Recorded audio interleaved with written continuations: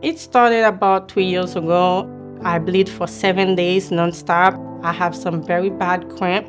My neck was very heavy, and when I breathe in, I could feel somebody sitting on my chest.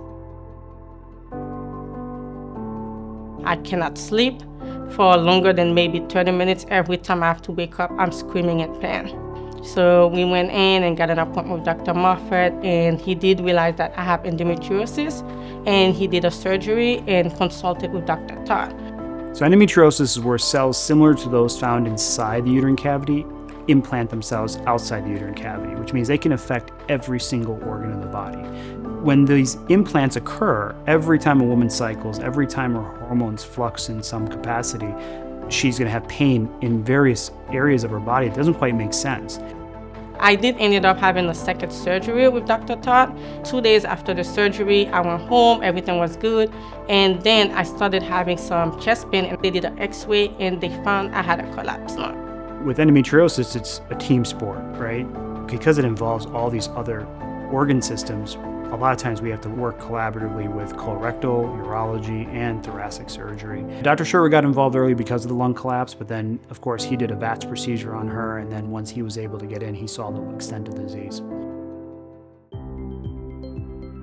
She's definitely up in the top 10 of most complex cases that I've dealt with, primarily because of the extent of disease and how deep within the retroperitoneal space I have to dissect. He said he was gonna use the robot. He said this is one of the neurosurgery robots that they've been using, and it's actually helped with less pain, which I can attest to that. A week after my surgery, I did not feel any pain. My scar was almost gone pretty much at that point.